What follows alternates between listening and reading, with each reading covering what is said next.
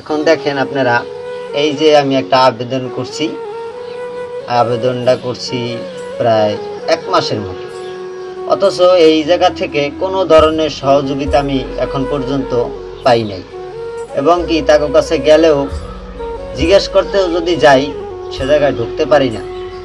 বা বলতে গেলে তারা বলে যে আমরা অফিসে জমা দিয়ে দিছি, আপনি পাবেন। কিন্তু আমি পাবো কখন? আমি মরে গেলে তারপর টাকা দিয়ে কি করব? তারপর তো টাকা আর কোনো কাজে লাগবে না। আমি জীবিত থাকা অবস্থায় টাকাটা কাজে লাগবে, এবং আমি চিকিৎসাটা করাইতে পারলে তাহলে হবে।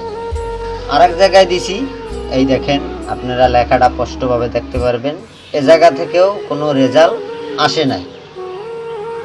তারপরে বরিশাল সিটি কর্পোরেশনে দিছিলাম, তারা বলতেছে যে যদি সিটি কর্পোরেশনের বাইরের লোক হন তাহলে কোনো সহযোগিতা পাবেন না। তাই আমি বরিশাল সিটিতে পড়ি নাই, আমি পড়ছি বাখেরগঞ্জ থানা 3 নং দুদাল ইউনিয়ন, জেলা বরিশাল। তারপরে এই একটা কাগজ দেখেন, এভাবে অনেক কাগজ আমি ছাপাইয়া স্কুলে, এ জায়গায়, বাজারে, হাটে ঘাটে দিছি, কিন্তু 2 টাকা 5 টাকা করে এই পর্যন্ত আমার 50,000 টাকাও মিল করতে আমি পারি নাই। অথচ আমার অপারেশন করাইতে টাকা লাগবে 3.5 লাখ 3 লাখ। এখন এই হচ্ছে একটা টেস্ট। এই টেস্টগুলি প্রত্যেক মাসে একবার করে করা লাগে। ওই হালকা পাতলা আপনাকে ওরা সাহায্য করে, সেই টাকাগুলো দিয়া মনে করেন ওষুধ পানি কিনি, আবার 1 মাস পর যাই, আবার এই টেস্ট দেয়, আবার সিটি স্ক্যান দেয়, আবার দেখে কি অবস্থা।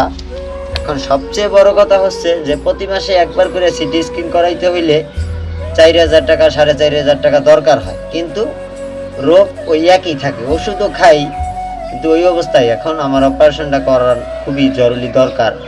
তা আপনাদের কাছে হাত জোর করে মিনতি করে বলছি যে ভাইয়ারা, আপুরা যারা আছেন, আমার ভিডিওটা একটু বেশি বেশি করে শেয়ার করে দেন, সবার মাঝে একটু পৌঁছে দেন। আল্লাহর রাস্তে আপনারা আমার একটু সহযোগিতা করেন।